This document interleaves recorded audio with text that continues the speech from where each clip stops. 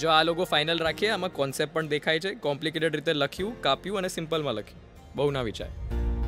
ભાઈ કોન્સેપ્ટ તો ગુજરાતીમાં પણ સમજાય છે, આપણે ગુજરાતી રાખીએ. અરે પણ ઇંગ્લિશમાં ક્લાસી લાગે.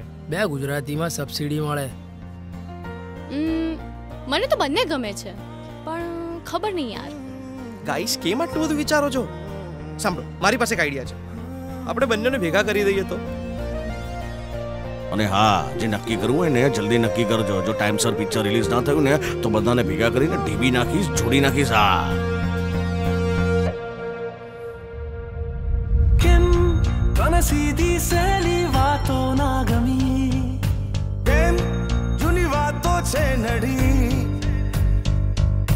કેમ ખોવાયો ભરોસો મળતો નથી? કેમ તને ચાર આંખો નડી?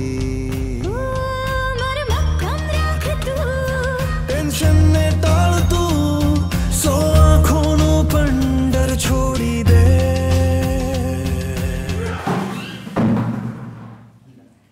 એ વધારે પડતું નહીં વિચારે ને તો કદાચ કામ બગડશે, પણ વધારે પડતું વિચારશે ને તો પાક્કું કામ બગડશે. મન તું માની લેને,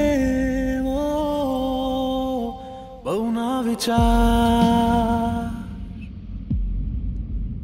રે મન તું માની લેને,